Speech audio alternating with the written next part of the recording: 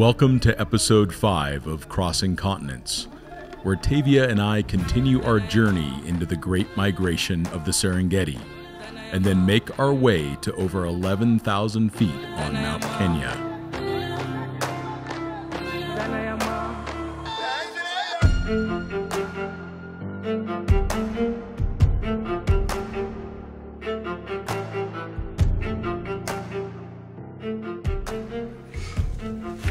Ooh, that's a gigantic spider.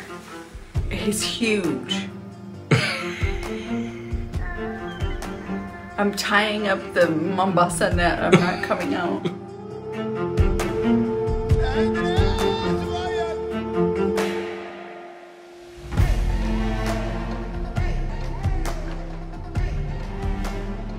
Wow, what an incredible morning. We just spent the entire evening camping at one of the special campsites in Serengeti, which means you have it all to yourself. And we are surrounded by wildlife and nothingness. In fact, the only thing that we can see that is any indication of humans is the hot air balloons that are currently flying over. So absolutely incredible evening. And it's one thing to get out to go to the bathroom when you know that there's nothing but hyenas and lions and everything else out there to greet you. So that was a really fun night.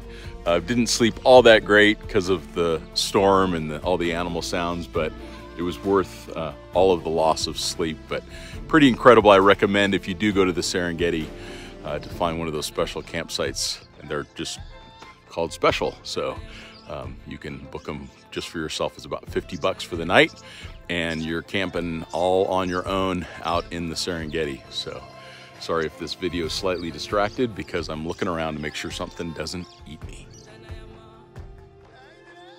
What'd you think of our camping in the middle of nowhere at the Serengeti? I mean, it was pretty cool, but it was scary. Listening to the hyena that we heard, and just pitch black, trying to pee. Yeah, we did spend a little bit of time with a flashlight making sure that there wasn't something right outside the car when you opened the door to go pee. Yes. So fun.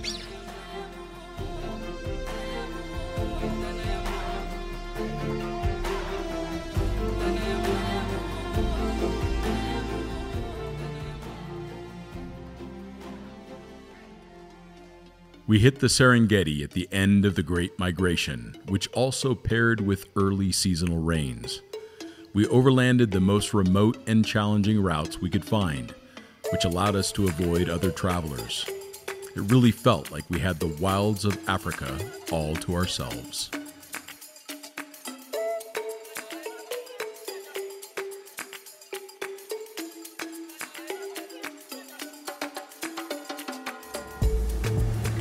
We came across a flooded bridge.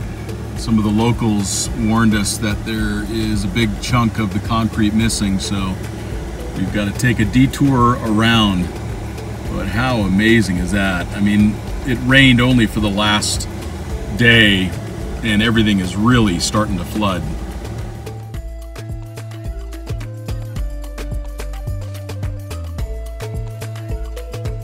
Unfortunately, accidents are a common occurrence in the back roads of Africa. The combination of bad weather and high speeds sending another Land Cruiser into the ditch.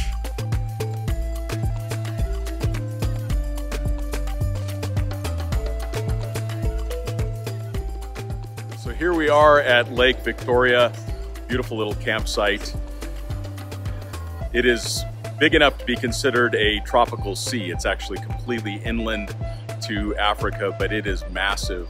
It shares the border with many countries, I believe 4 countries, it's so big. But a beautiful little spot for us to stop on our way to the border with Kenya. You can see Lake Victoria behind me. It's so big. In fact, I've got to be a little bit careful because there's oftentimes crocs and hippos right in the water behind you. So keeping an eye out. But what a beautiful day too. Sunny, big puffy clouds, nice cool breeze. What a perfect day to be in Africa.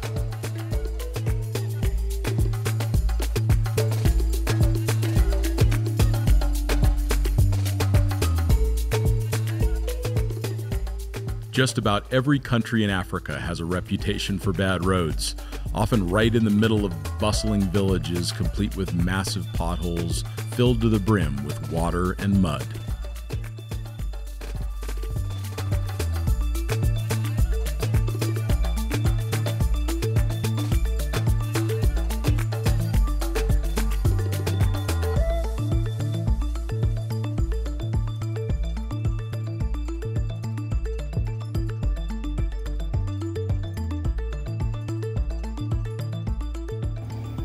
Okay, this is so cool.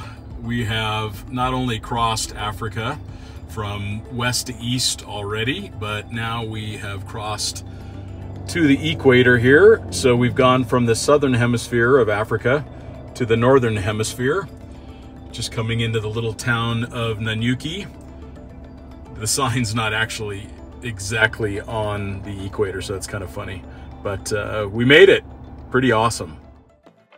From the equator, we made our way to the foothills of Mount Kenya, where we met up with my good friend Abid Manji, who was the first Grenadier customer in Africa. Okay, so this is really incredible.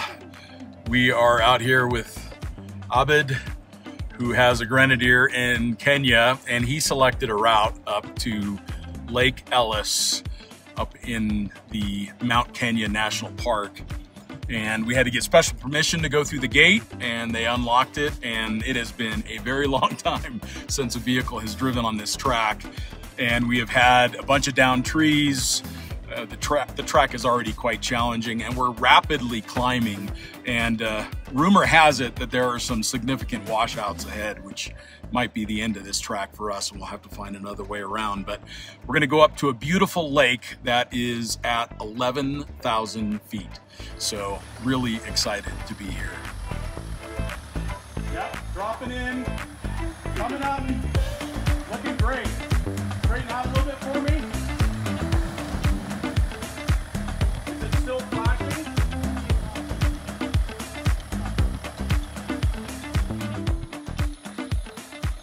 Yep, you're looking great. Just come a little bit this way. Yep, keep coming. Turn this way a little bit for me. Yep, keep coming. We're gonna back you up, try again. Or, you know what? Let's do the front dip, just to get you through this. I just don't want you to slide much further in the rear. Okay? Yep, just gentle, real slow you're gonna come through. That's it.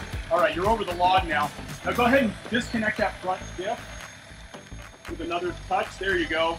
All right, now you're gonna start light turn to your right, very light. Yeah, keep coming for me. Yeah, I like it. Turn hard, a little harder right. That's it. That's it. Stay right for me. No, don't overturn it. Sorry about that. Have it just straighten out your wheel a little bit, because it'll force you into the ditch. So, yeah, straighten out a little bit more. Yeah, just stay on this angle, and then your rear should settle in the ditch. So just keep coming straight for me. Just a light right turn, very light. There you go. You're looking great. Yeah, you're looking great. Looking real light quality. A little more to the right. Looking good. Let's stop right there. Great photo.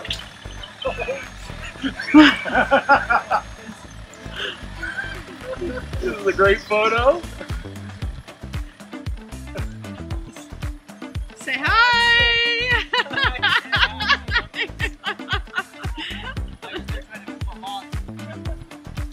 Yeah, you're right on the money. You're right on the perfect route. So you're not even going to turn anymore. Just real gentle. Yep, keep coming forward. Now pull right hand down. There you go. Let's just check this corner. You're looking good. Now you're going to cross axle again when you come out. So just give it a little bit of momentum, not speed, but just stay with it. Just like that. Yeah, buddy. Damn.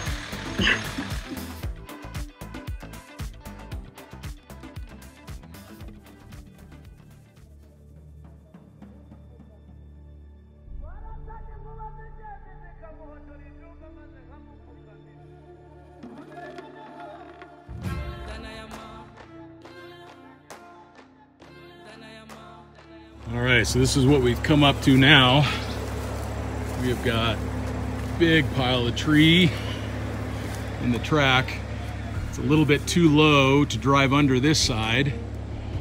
And then there's a huge log over here on the right, and then another big one down here.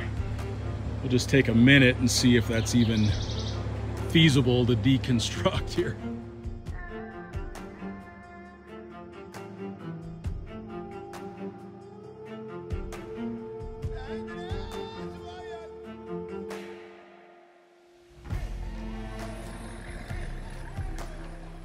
Yeah, just like that. That's perfect. Stay straight. Trust it. Trust it. Trust it. It's right there. That's good. Now, a little bit this way. Coming. No, no, no. Straighten out. No, no. Straighten out. Now, nice and slow. No, no, don't fight it. Stay in the rut. Turn for me. I don't want you to slide any further, so actually turn your wheel. You're gonna have to, yeah, we're gonna just keep you straight. That's straight. Yeah, that's perfect. Now just nice and slow for me. Yeah, you look good. You look fine. Just trust it, nice and slow. All right, now hard left. Hard left, all the way out. There we go, buddy. Get it.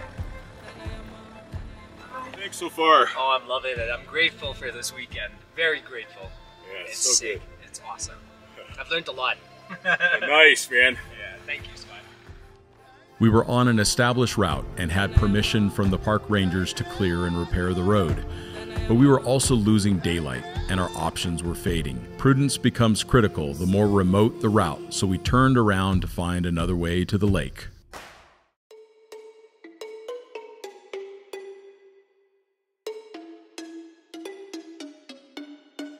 We were lucky and found another track connecting to Lake Ellis, and we made our way through the thick jungle to the tree line. It was a joy to travel with Abid and learn more about his life in Kenya. There was also this heightened sense of adventure by having two grenadiers along on the trip, forming an impromptu convoy.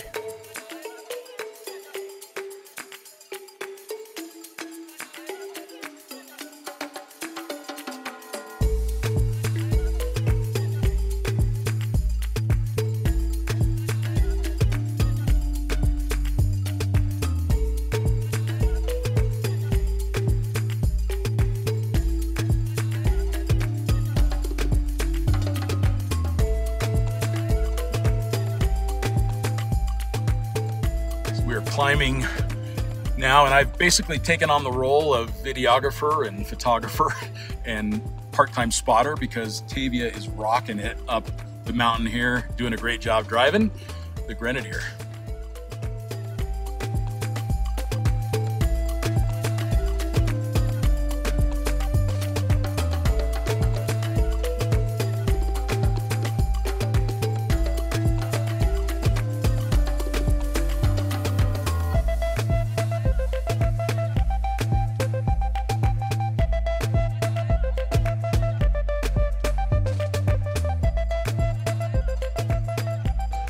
Wow, incredible. We just arrived at Lake Ellis. We're at about 3,300 meters, and it's just beautiful, well above the tree line, and a pretty challenging little track to get up here, so highly recommend as an overland route if you are in Kenya.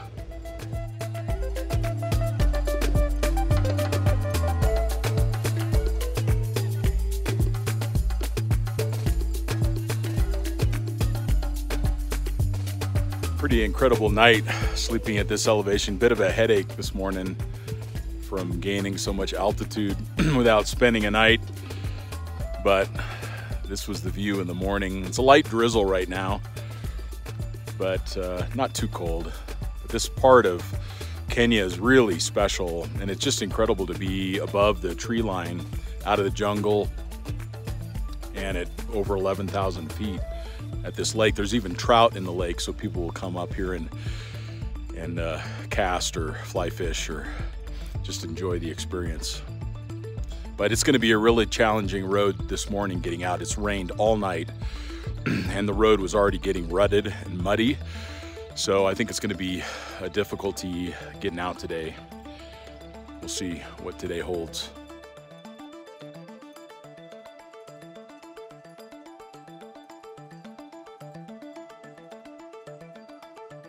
Yeah, so we are in Kenya and they have built these two beautiful roads to make a 4-lane divided highway, which has now been turned into two dangerous 2-lane roads because neither side follows the rules. Oh my gosh. And I've actually made it here to the dealership in Nairobi, Kenya with the Grenadier. 20,000 kilometers on the clock and no failures at all with the vehicle the entire time, including thousands of kilometers of corrugations, technical terrain, mud, high elevation. We got up over 3,300 meters on Mount Kenya. So this has been an exceptional truck to take us across Africa.